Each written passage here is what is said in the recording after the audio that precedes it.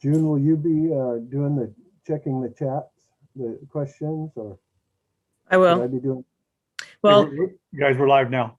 okay. Hey, good evening, everyone. Buenas noches a todos. We are here tonight to provide information regarding our return to school in the hybrid model. Tonight with me, I have June Doomers, one of our assistant principals who oversees our academic programs, as well as Bill Hutchinson, who is our family liaison. Bill will be here to provide some information in Spanish for our Spanish-speaking families we have on.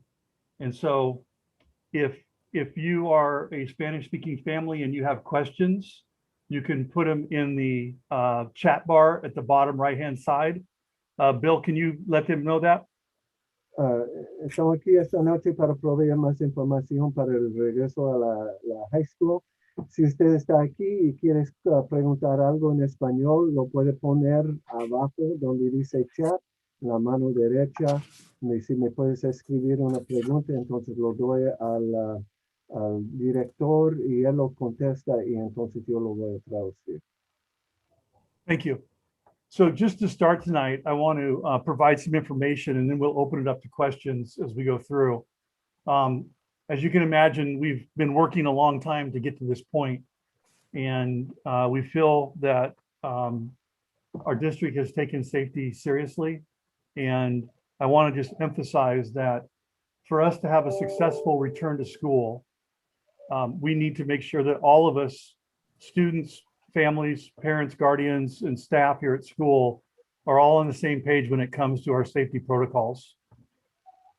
So I cannot emphasize enough that to make this a successful return and to start transitioning back to full 100% in person, hopefully in the fall, we have to follow our safety guidelines and our safety protocols, and so that we don't have any issues that pop up that we would have to deal with and possibly return to remote learning again. So nobody wants to do that. Our staff doesn't want to do that. I know our students don't, and I know our families don't. So as we come back, I cannot emphasize enough the cooperation it's going to take on everybody's part to make sure that we have everybody on the same page with our safety protocols. So we're going to spend some time tonight talking about those. Bill, you want to just give a brief overview of that for me?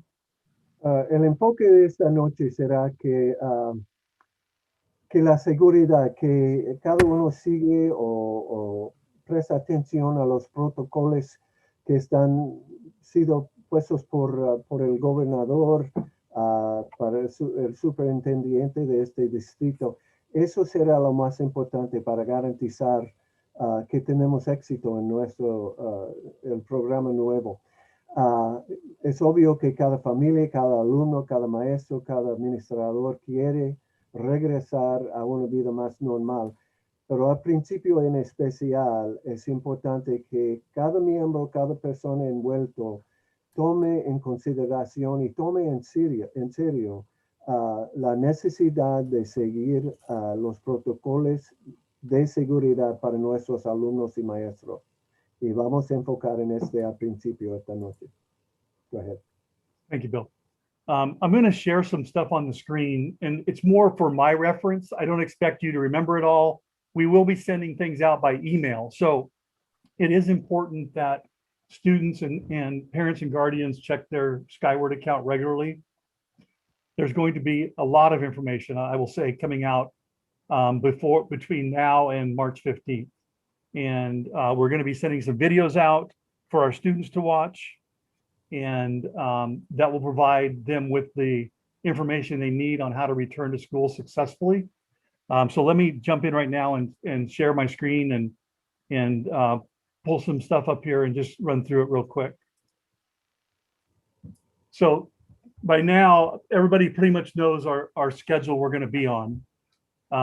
This first section of this, so this is information that our staff got, and to make sure that they were aware of our protocols we're putting into place. So everybody knows we're on the block schedule still. So if you're in group A, you will meet in person on Monday and Tuesday and be in remote learning Wednesday, Thursday, and Friday. If you are in group B, you will be in remote learning on Monday, Tuesday, and Wednesday, and in-person learning Thursday and Friday. And, some people have asked that, kids are only going to be here 2 days a week. Is this really worth it? And in my mind, it is worth it. We have to start transitioning back to school, and our students have been out of school for a year. When we come back, it will be almost the 1-year anniversary, I think, from when Shelton High School closed down last spring. So to get our students transitioned back and to get them back in the groove of coming to school, I feel like this will be an effective model. Now, if you look at the bell schedule closely, our students will be here from 7:45 to 11:50 in the morning. We will not have lunch on campus. Students will grab, if students want to participate in the school lunch program, it is free to any student. You don't have to qualify. Any student can get lunch. Any student can get breakfast.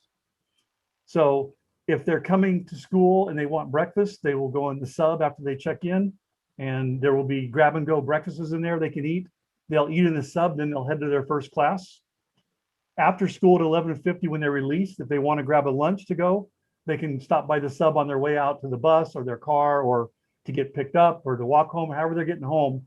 They can stop by the sub and they will be able to grab a grab and go lunch. In the afternoon, we have built in an hour and 50 minutes of asynchronous time, Monday, Tuesday, Thursday, and Friday.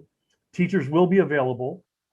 Students will be expected to do their homework, to get on during that time, to contact their teacher if they have any questions.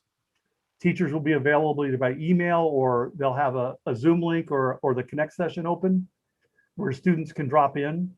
But in this model, the students will be in person in the morning, and then when they go home, they will be able to do their homework and they'll be able to contact their teacher.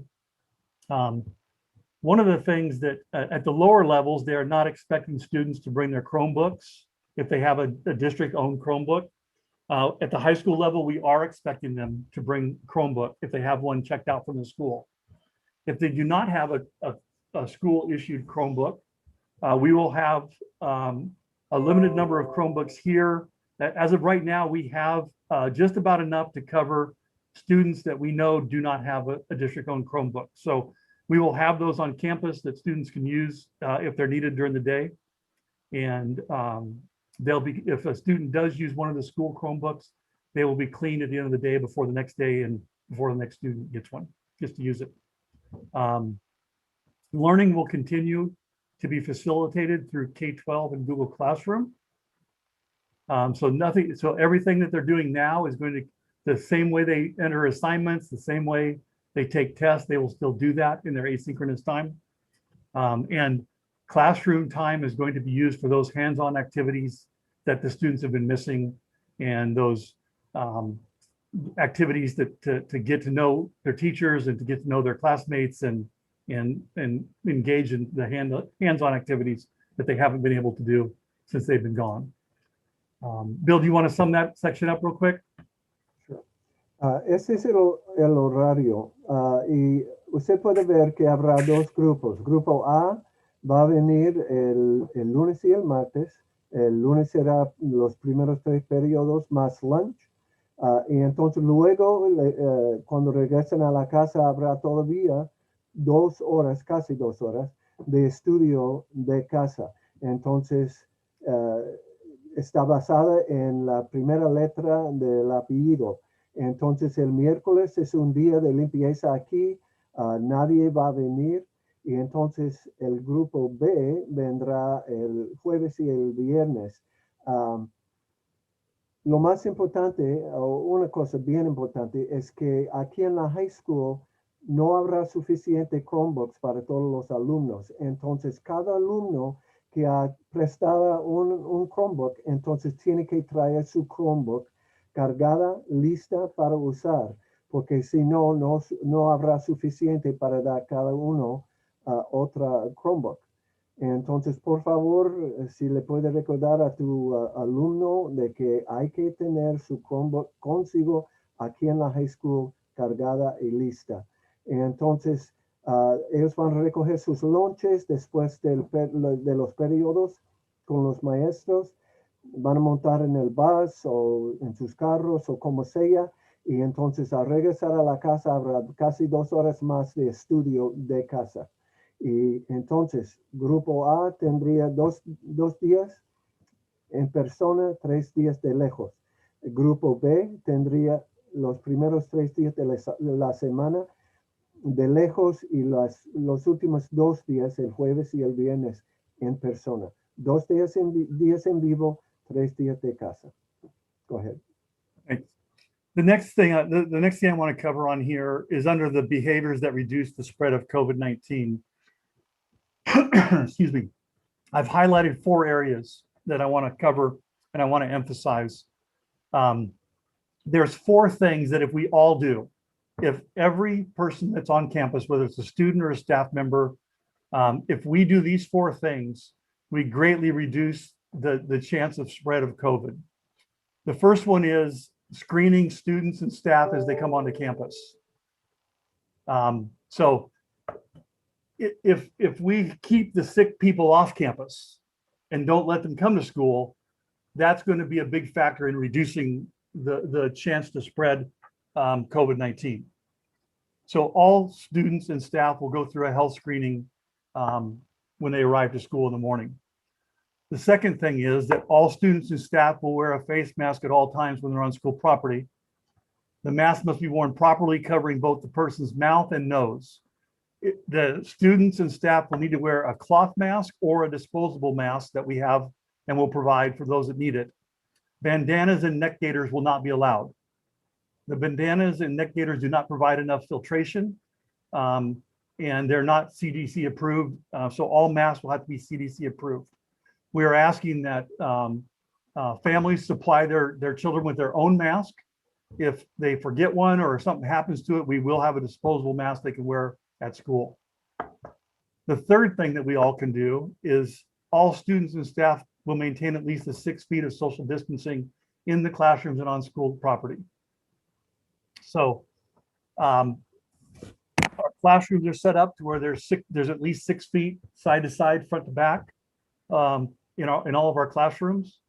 And we ask that when students are walking from one class to another class, they go straight from that class to their next class, and that they maintain their social distancing of at least 6 feet.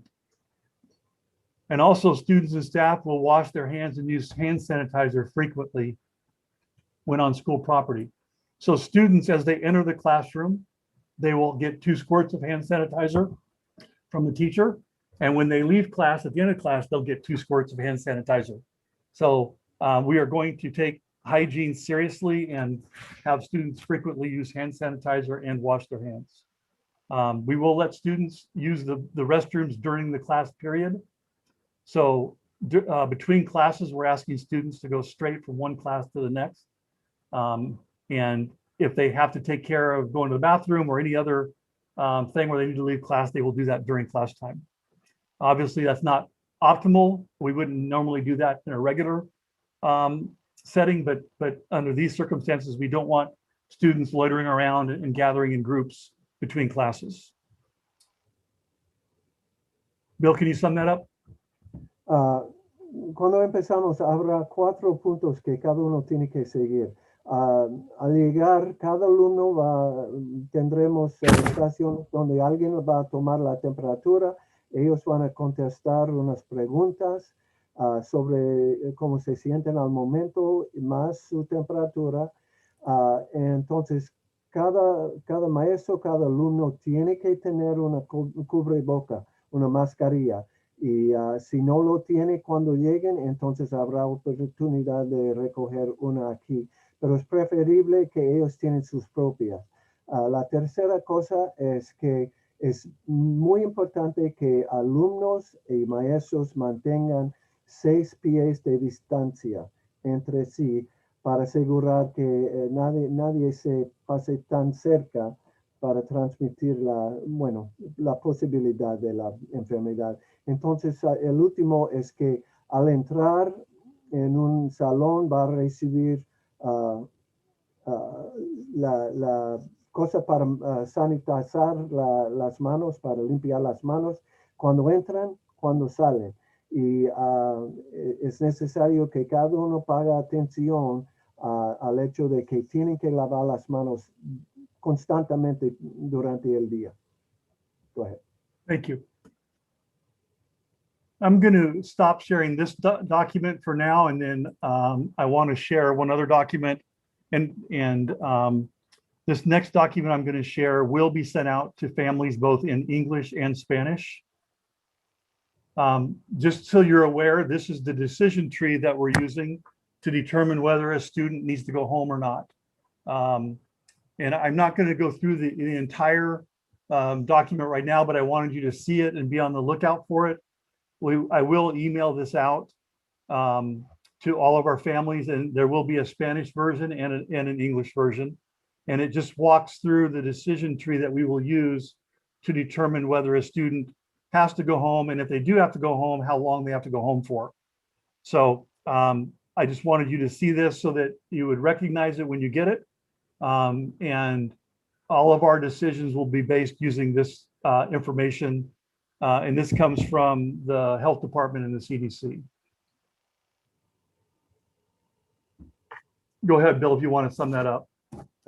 Esta hoja contiene unos dibujos y información sobre cómo vamos a juzgar el riesgo cuando un alumno venga a la escuela. La mano izquierda ve que cuando hay muy poco riesgo, habrá ciertos hechos. También en la mano derecha dice cuando el riesgo está más alto. Entonces, cada familia va a recibir uno de esos, una hoja así, en inglés o español, depende de lo que se habla en casa. Pero eso será el protocolo que vamos a seguir para juzgar si un alumno puede estar aquí o tiene que estar en casa hasta que se siente mejor. Go ahead. Thank you.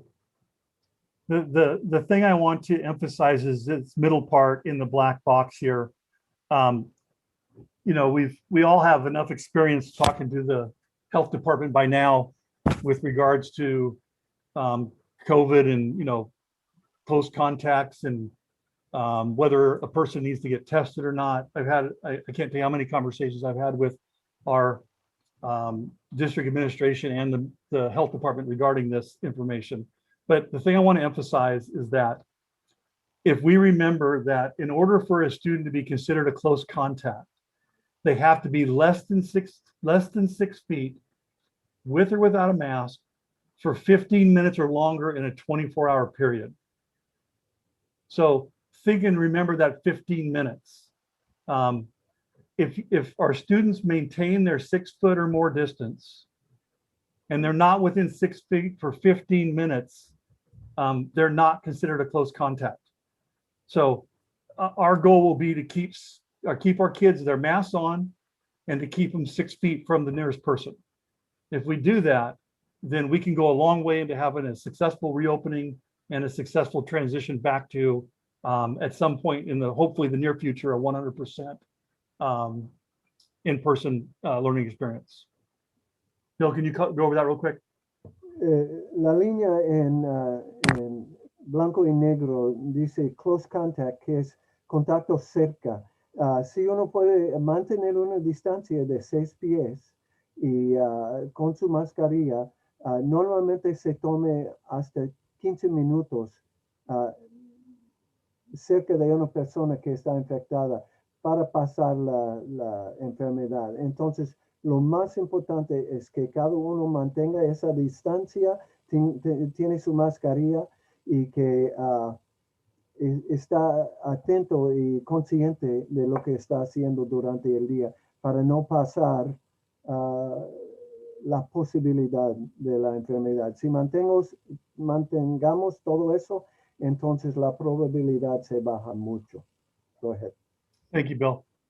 Let me stop right now and just there's a couple of questions in the chat room I want to address and talk about and answer, and then I've got a couple more things I want to share, and then we'll open it up for questions. there will be printed copies of what I'm going over tonight sent to parents and to our students.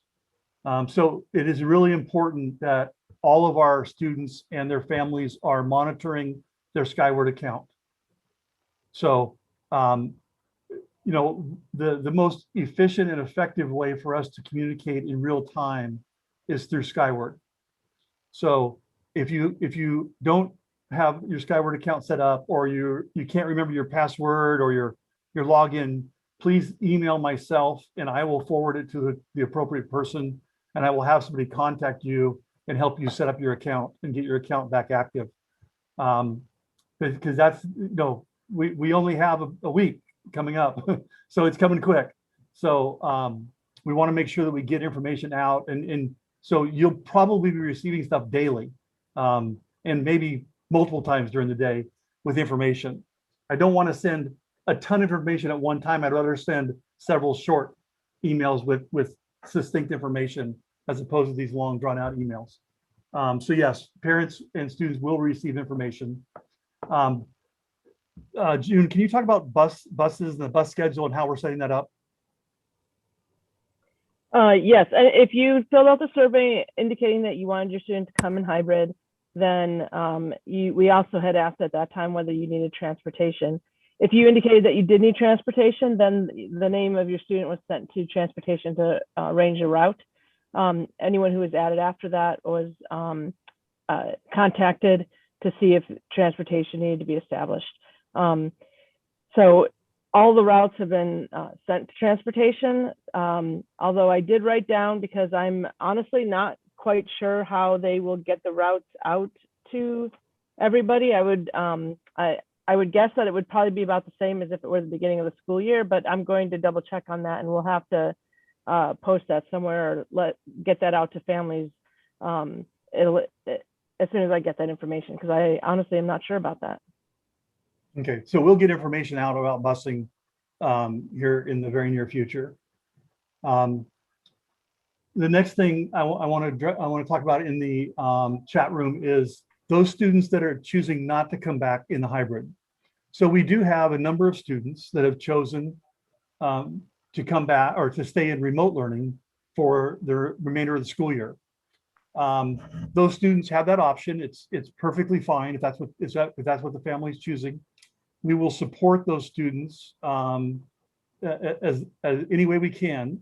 How that will work is, so their learning will look similar to what it is now. They will log in at the beginning. So at 7:45 on Monday the 15th, they'll log into their first period class just like they do right now. The teacher will be in the room. There will be anywhere from 8 to 15 students in the room with the teacher. And the student at home will be able to watch the lesson as it's being taught live in the classroom. Our classes are 75 minutes long, and we're asking teachers to be live, what I would call live, so where our students at home can watch the lesson for 30 to 45 minutes at the beginning of class. Once that first 30 to 45 minutes is over, then the teacher will engage the students in the classroom on an activity that they will do either on their own or they'll do as a class, or and the teacher will have time to interact with those students online that are online at home remotely.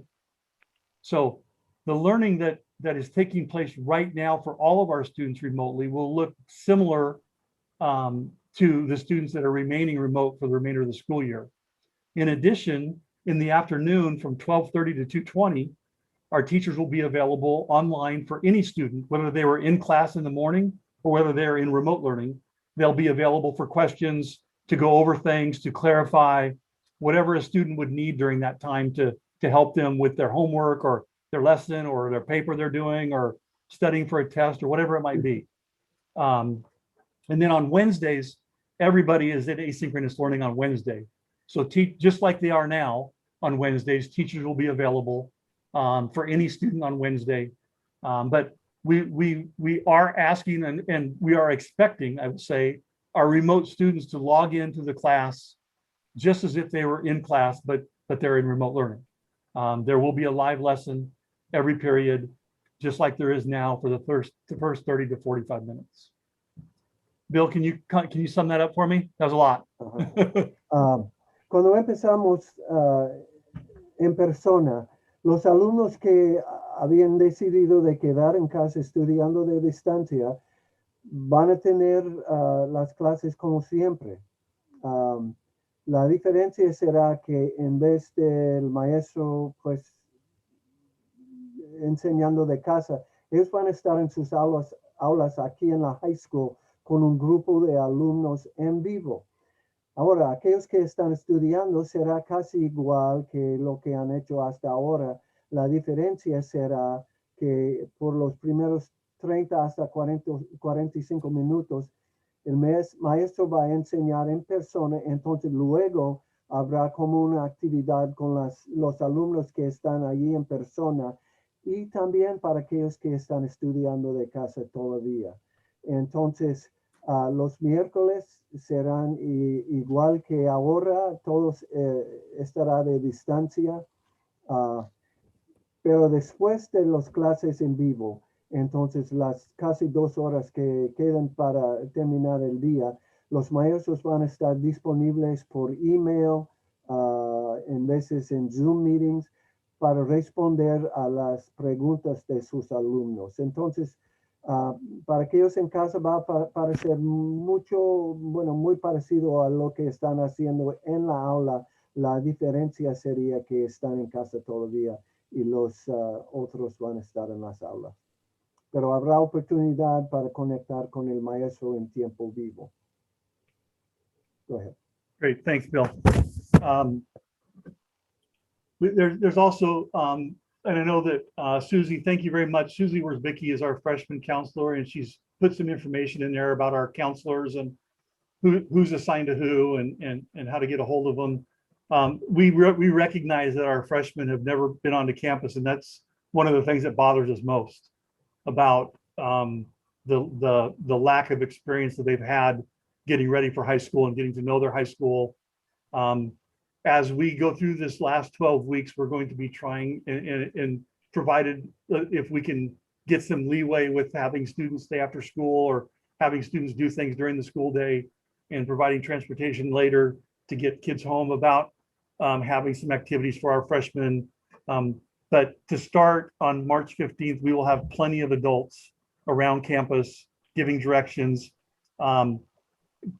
For all of our parents, but especially our freshman parents that may be on tonight, please tell your child not to worry, not to be nervous. I know it's easy for me to say, but we are going to take great care with our students. And if it takes a little bit extra time to find their class, that's fine.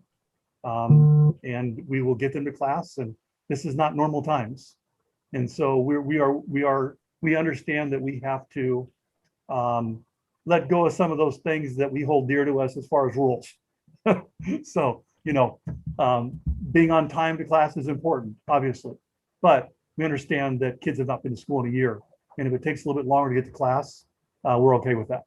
So we're going to have plenty of people around giving tours and not giving tours, but giving directions. And we want to acclimate our kids as quickly as we can, but also take into account their needs and their experience or lack of experience so far. Bill, can you send that up for me? Cuando especialmente aquellos que están regresando por primera vez en 90 grados, van a estar muy nerviosos porque probablemente por primera vez van a estar aquí en el campus de Shelton High School. Entonces, lo bueno es que tenemos algunos voluntarios, gente extra para ayudar en guiar los alumnos nuevos a sus aulas.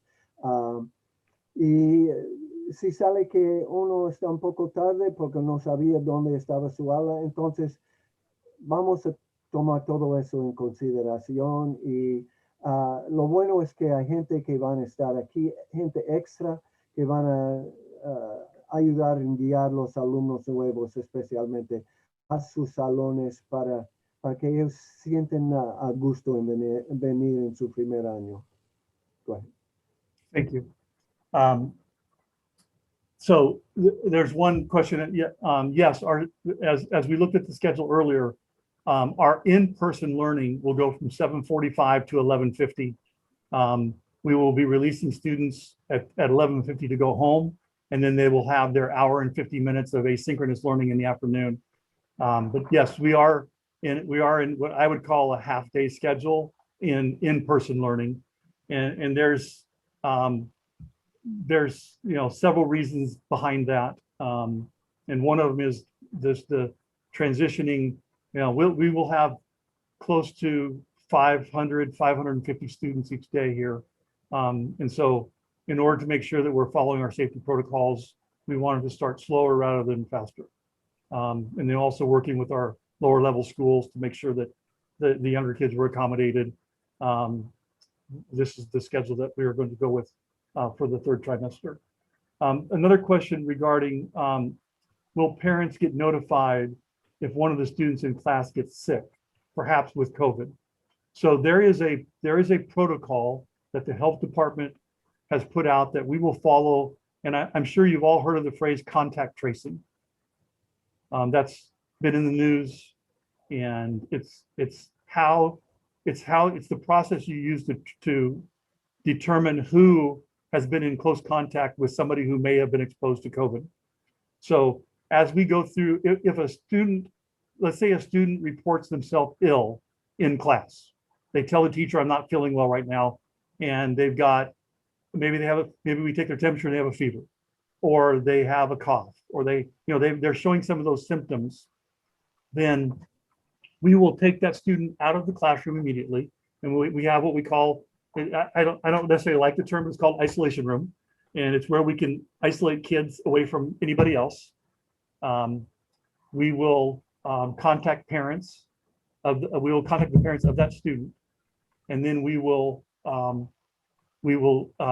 ask the parent to communicate with us as to whether the student, if there are certain factors, the student will be recommended to go to a health care provider, and then we would ask the parent to report back to us what was discovered. If we do find out that the student had been or is diagnosed with COVID, we would then start our contact tracing to go back and determine who, remember we talked about the 6 feet per 15 minutes. We would go back and do our contact tracing to determine who might have been within 6 feet of the student, and then we would notify those families or those guardians, parents of the students, and our staff, obviously we notify them of who might need to quarantine or who might need to follow up with a healthcare professional. So that would happen after we go through the contact tracing protocol. Remember, I will emphasize this again, and you will hear me say this quite regularly, most likely. If we maintain our 6 feet of distance, at least 6 feet, we wear our mask properly, we take care of our hygiene, we can mitigate the chance of somebody catching COVID on campus. So those are the things that are really important that everybody does. So and again, I've had enough conversations with the health department.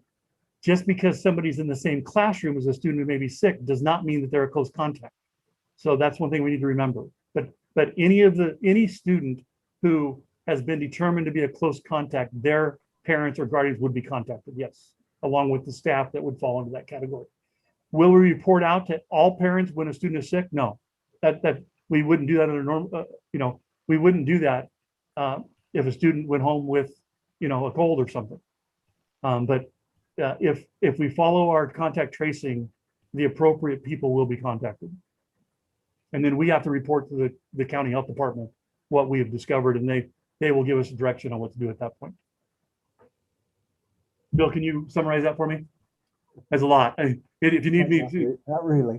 Okay. Queremos asegurar a los padres si por casualidad un alumno se enferma durante el día, entonces vamos a contactar a los padres y posiblemente sería necesario llevárselo al médico para determinar el tipo de enfermedad que tiene, Y si sale que está COVID-19, entonces tenemos un plan para investigar los contactos que él o ella ha tenido durante el día.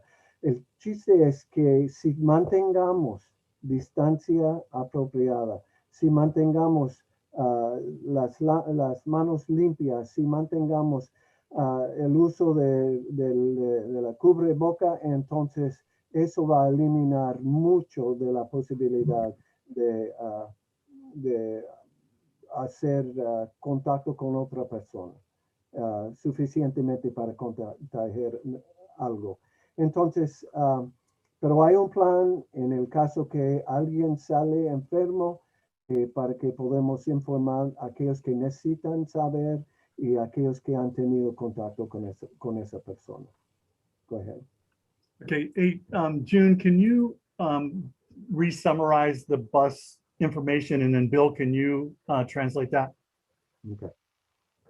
Yeah, basically, if you responded in the survey that you needed transportation and you wanted your student in hybrid learning, then that information has been sent to transportation. If you were added later on through another process, then we most likely contacted you to find out whether or not you needed transportation, and that was sent to transportation as well.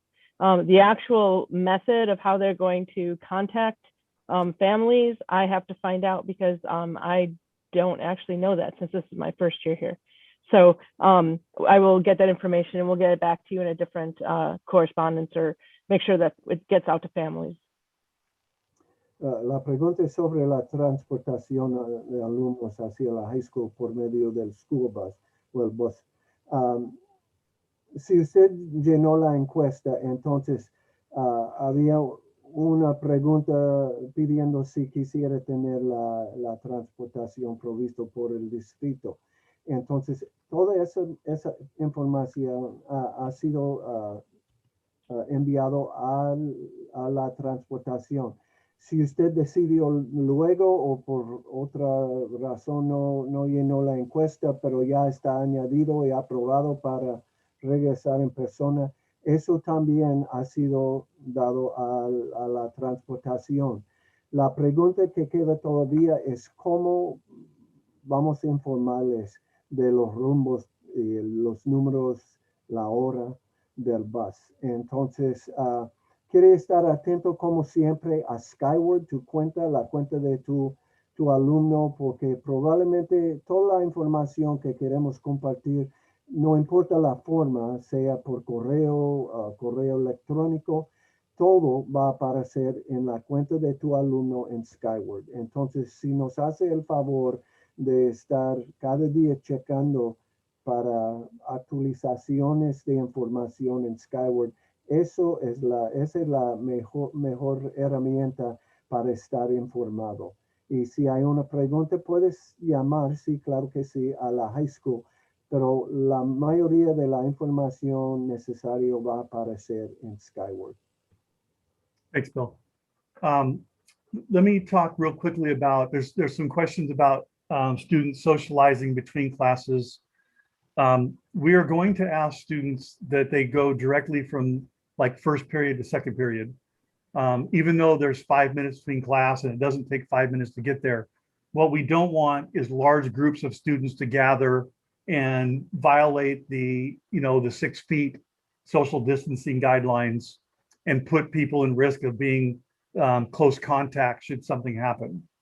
So I know that students have been out of school for a long time and they're going to want to talk to their friends and see their friends and hang out, so to speak. We understand also, though, that students will be walking from one class to the next with other students. Like, we're not saying they can't walk with their friends and talk to them as they're walking to their next class, because I know that that's important.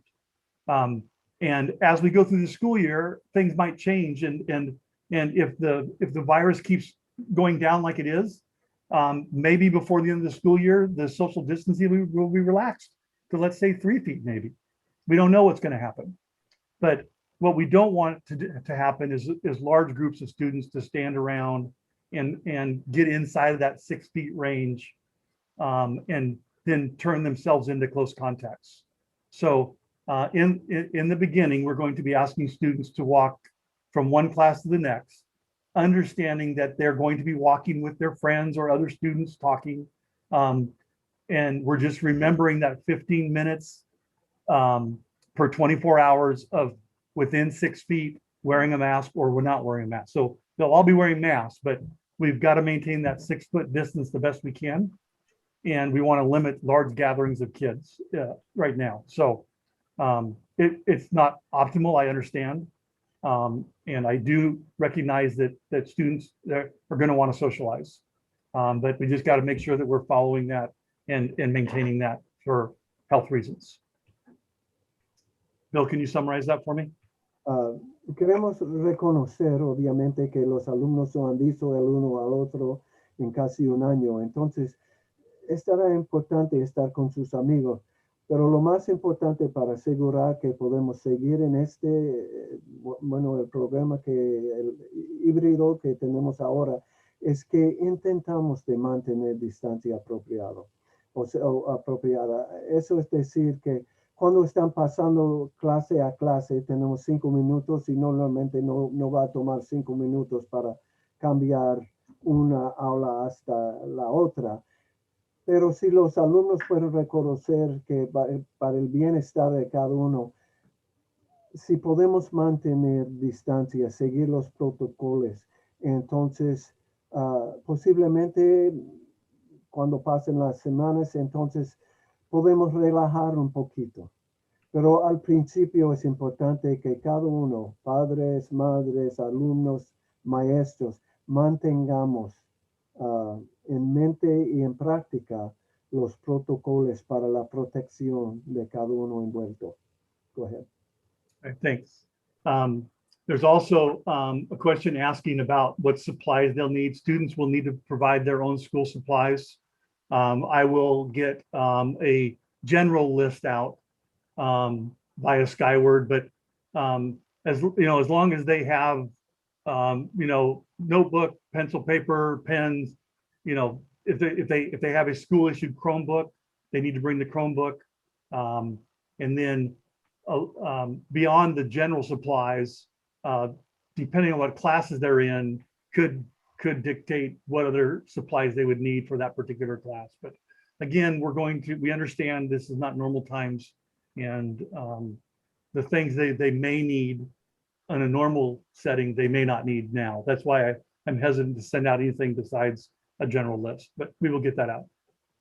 And Bruce, I actually did talk to departments, and they some of them already got me their list for supplies, what they needed. And just like you said, the predominant supplies, because I was kind of looking at like overall, what does everybody say you need? They need, you know, paper, pencils, pens, highlighters, erasers, the Chromebook, but also the Chromebook charger, because if they need to come to school with their Chromebook charged already. It's really not going to be safe if we have to have cords all over classrooms that weren't designed to have cords all over them. So a student comes to class or comes to school with their Chromebook charged, it should last them the entire time that they're at school. But if they do need a charger for some reason, because there are different types of Chromebooks and they have different types of charging cords, it is always best, because I don't know that we would have enough charging cords to charge everybody's Chromebook if they all needed it at the same time. So it's always safe to bring your own charge cord. But we also have a place on the website that I will be posting the general list. And if a department gives me specifics, I can post that too for that department.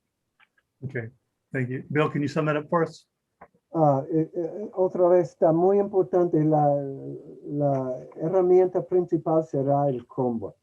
Pero es importante porque no habrá oportunidad para enchufar un Chromebook que está descargada. Entonces, cada alumno, depende de él o ella, de traer su Chromebook cargada, lista para usar.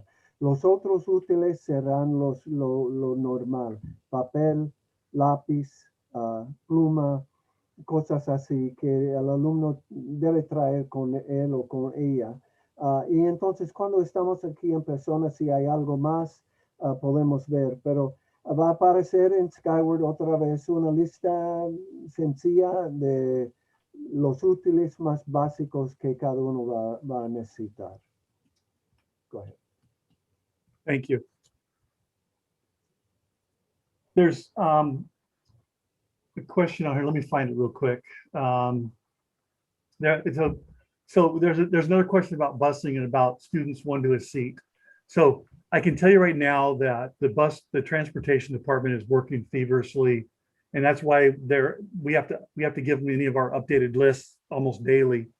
They're planning routes based on socially distancing one student to a seat on the bus. The only exception to that would be if they're siblings riding a bus. So siblings could sit in the same seat because they live in the same house and they're exposed to each other every day. So that would be the only exception. And that's not even an exception. I know that I'm not even sure that the transportation is using that exception. They may require siblings to set one seat to themselves also, but that would be the only exception if it's made. And they're hiring bus drivers and scheduling routes to make sure that they can maintain that social distancing. I can tell you that the district is taking social distancing very seriously. This isn't something that we're willing to play with and that we're willing to gamble with. So I hope that that answers your question, and I know through conversations with transportation that they are working to maintain that one to a seat. Bill, can you do that? Can you repeat that?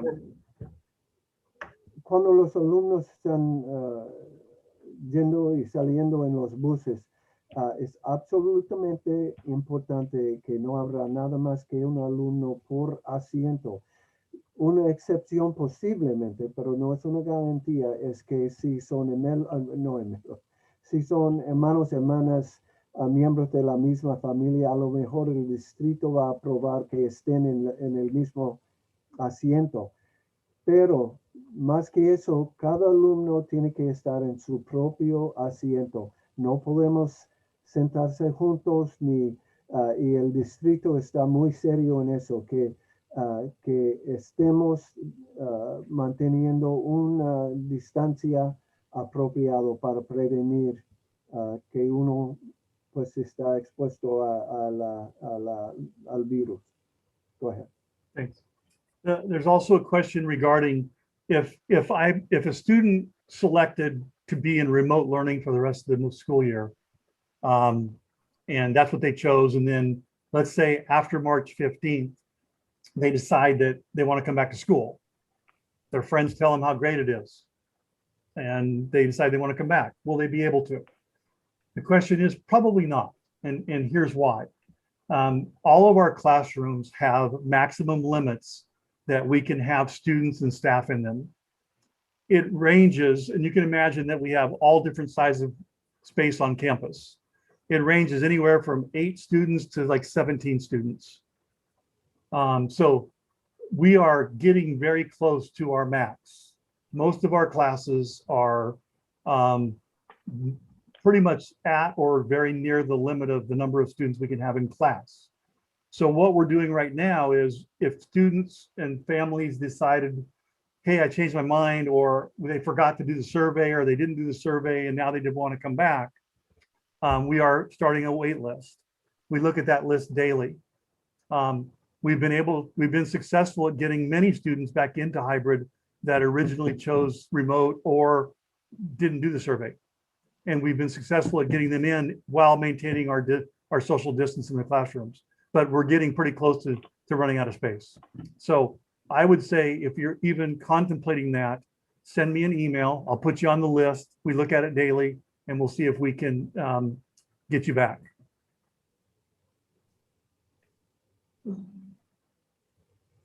And going the other way, if they start in hybrid and they decide that they want to go into all remote?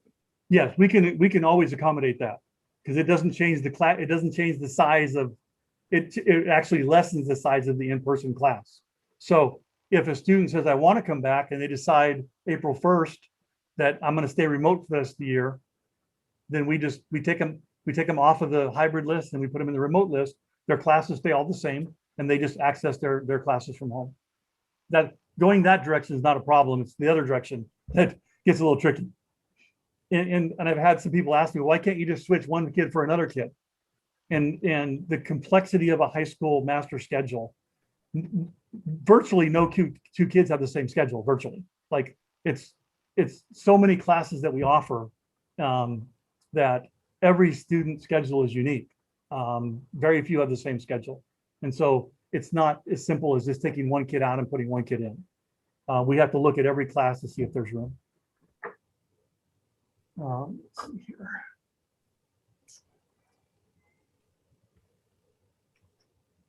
There was another, oh, allergies. That's a good, thank you for bringing that up. That's something I want to make sure I touch on. So some of the, when you get the decision tree that I send out that let you know kind of the symptoms, there's low risk symptoms and there's high risk symptoms. Some of those symptoms look like allergies. They look like seasonal allergies. Scratchy throat, coughing, sneezing. It can be easily mistaken for COVID symptoms. What I would ask is if you know that your child has allergies or even seasonal allergies, what I would ask is that you contact our school nurse, Crystal Pooler. I will make sure that I include her email when I send out an email to families. If you know and you've already, you already deal with seasonal allergies with your child, if you would let her know, that way, if your child has symptoms at school that we will know then that they're related to allergies and not necessarily COVID. Students do not have to be sent home for allergies, but it will help us if we know ahead of time. If we don't know ahead of time, we may pull them out and call and certainly call you. And at that point, if you explain to us, then we could make some decisions. But it certainly would help expedite the process if we knew ahead of time if your child has seasonal allergies, and we can deal with it. But as long as we can document its allergies and there's been a history of treatment and going to the doctor and stuff and diagnose with that, we can deal with that. And kids do not have to quarantine or miss school. Bill, you want to repeat that for me? Si tu alumno tiene alergias por la estación, la primavera o lo que sea, si nos puede informar de eso, entonces eso va a eliminar la probabilidad de vamos a leer o entender los síntomas de alergias para COVID o para algo que puede parecer como COVID, porque en ciertos casos son muy parecidos. Entonces, si nos hace el favor de informarnos de antemano que si mi alumno tiene alergias, entonces podemos tomar todo eso en consideración al momento que se aparece aquí en la escuela y tiene tos o tiene algo, podemos averiguar que, oh, sí, tiene alergias. Entonces eso nos va a ayudar a hacer mejores decisiones. Thanks, Bill. Question about what's the earliest students can show up? 7:15, we will start the check-in process. So we will have people at our kiosks. You're going to be receiving, so this weekend, make sure you tell your son or daughter to be looking for an email from Screen Me In. So screen as like screen door. So Screen Me In. That's the process we're using for doing our health screenings. Students will receive an email this weekend. They will create an account, and then they will answer the attestation questions each morning before coming to school or as they come to school or while they're waiting in line. If they have a smartphone, it makes they can check in like 10 seconds. They answer the questions ahead of time. It will send them a unique QR code. They will put their QR code up to the screening mechanism. It reads the QR code.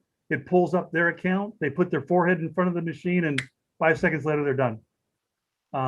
If they don't have a smart device, a smartphone, it'll take about a minute to check in, but they will have another process that they will do it with one of our screeners, and then they will get their temperature taken. But it's important that all students sign up for an account, and that email is coming this weekend. And then there will be more instructions on how to.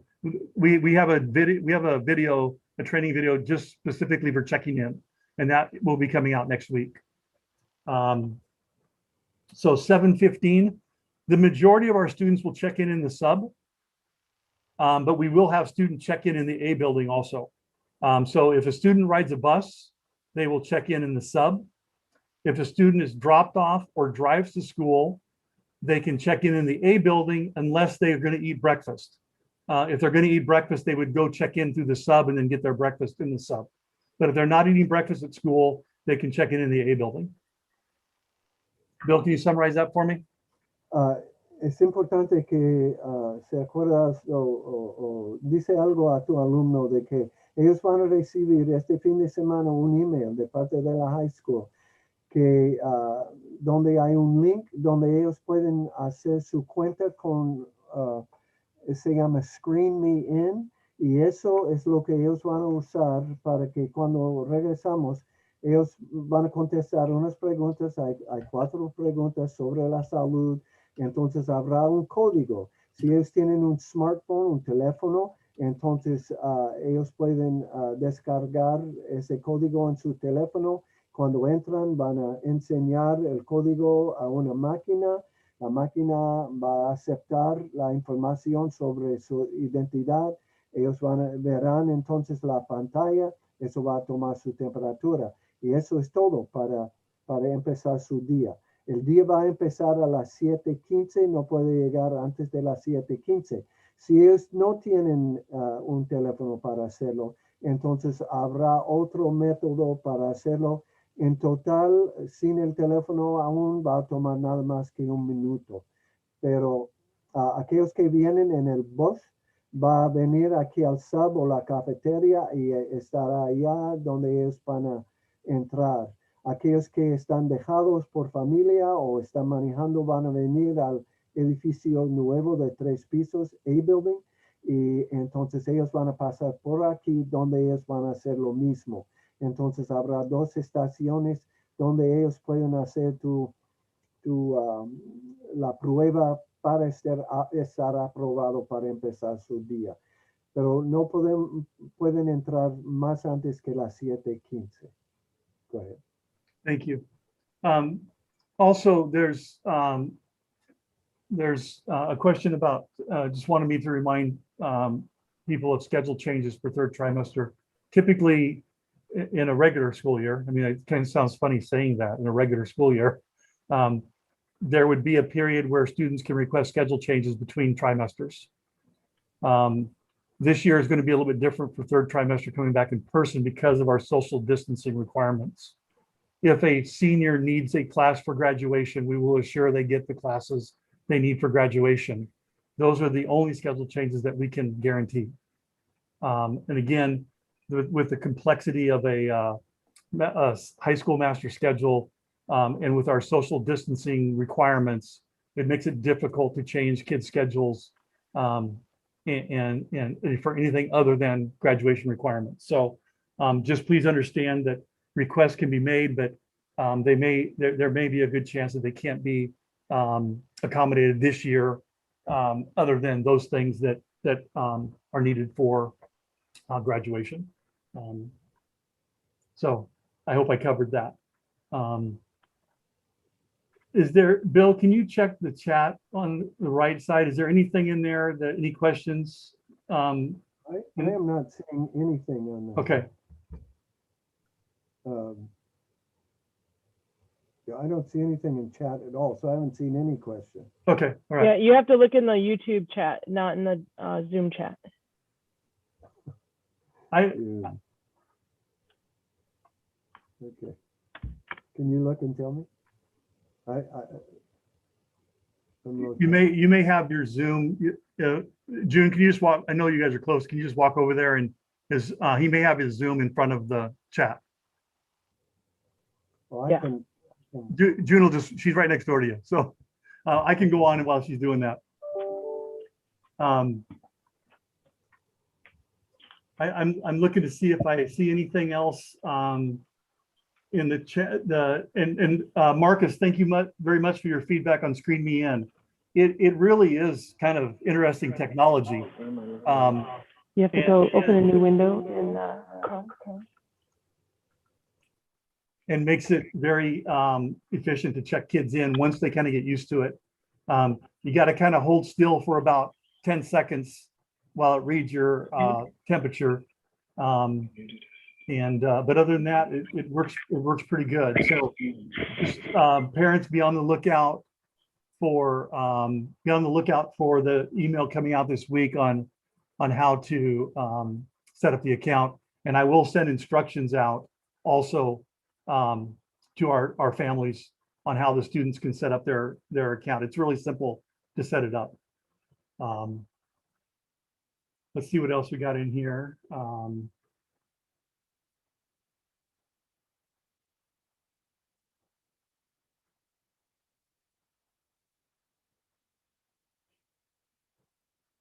Is there anything else that if families have questions they'd like to ask in Spanish, Bill can interpret that for me and I will answer it. I know that we have some of our, we have one EL teacher on here, also in the chat that has been answering questions. So Wendy, thank you much for your help on that. And parking passes. So the parking passes will be available online. There will be no charge this year for students to park on campus, but they must have a parking permit. And in order to get a parking permit, they have to fill out the application online, and they have to upload a copy of their driver's license and a copy of their current insurance on the vehicle. So people are asking why we're requiring that. And the answer is, we have to make sure that, one, they're legal drivers. We cannot be complicit in having kids driving around campus that don't have driver's license. And second, we have to make sure that if they get in an accident on campus, they have insurance that will cover it. So, accidents do happen. Sometimes they're nobody's fault, but we do need to make sure that people are properly covered if they're going to be on school property. Also, I want to remind families that the parking lot at Huff and Puff across the street, according to my information, the sheriff's department and the local police will ticket cars that are parked there that are not using the Huff and Puff trails. So students that park over there are running the risk of getting a ticket. So we don't want that to happen. Again, we will have, with reduced numbers at school, we will have plenty of parking spots. We just need to make sure that students are properly registered. And there was an email sent out to students the other day by Heather King, one of our secretaries here at school. And if your son or daughter didn't see it and didn't get it, then they can, I believe it's on our website also. And, or you can contact Heather King herself at H King. So the letter H as in Harry, King, K-I-N-G @sheltonschools.org. And she can help you with parking.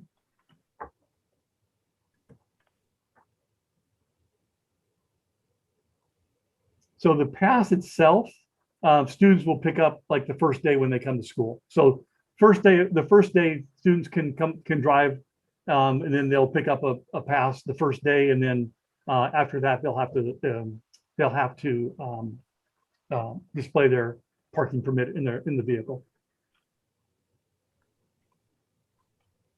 And I can include the application in an email I send out, no problem. Or I see Susie, thank you. She just put Heather's email. You can email Heather King directly and she can send it to you also. The one thing I appreciate about our parent forums is we always have plenty of staff to help. I appreciate our staff attending and helping out. So any other questions? I know we're on a little bit of a delay here. We're on about a 10-second delay between me hearing what I say and then you hearing it and then me seeing your questions. So I'm going to hang on for a second here. And if there's no more questions, then I will will end. And then Jennifer, I see your message about just getting home and missing it. This will be on our YouTube channel. And so you can, if you use the link that I sent out, you can go back and watch this at any time. I leave it on the YouTube channel. So you can go back and watch it. And then the availability for students, if you send me an email, Jennifer, with your students' first and last name, I will put them on our wait list, and we check it daily to see if we can get kids into the hybrid model. So please send me an email and I will, I'll look into it. They can get their pass from the athletic office. So Ms. King is the secretary for the athletic and activities department, and they can get it there. That's in the 100 building, and they will contact Ms. King ahead of time so that she knows they're coming in.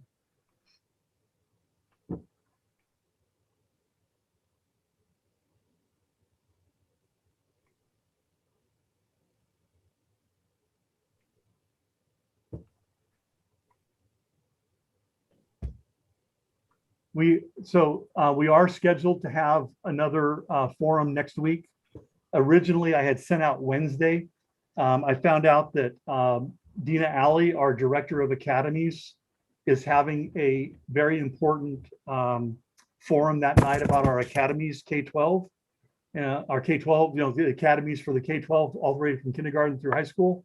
I will send out a reminder to our families about that, and then I'm going to move our forum to Thursday night, and I will send out reminders about that. So if you have more questions that come up between now and next week, feel free to hop on next week and on Thursday night. And then I would encourage everybody to attend the Academy Forum on Wednesday night. And I will make sure I get information out about both of those.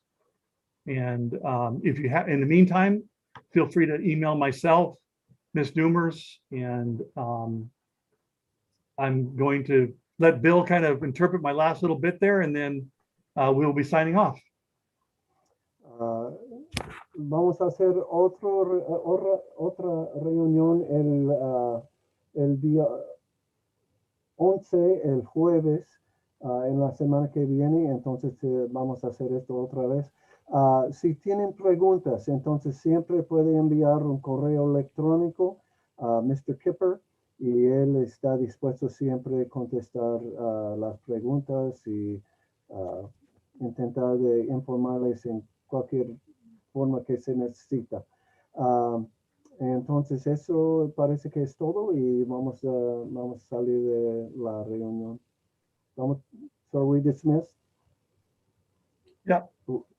Entonces estamos despedidos, y nos vemos ojalá que en el jueves que viene. Buenas noches.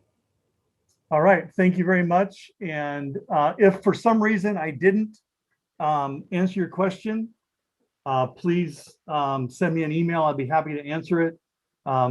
Before I go, I think there's one quick question that just came up. Where'd that go? Okay, yeah. Again, we talked about this earlier, but 7:15 is the earliest that we will start checking students in. And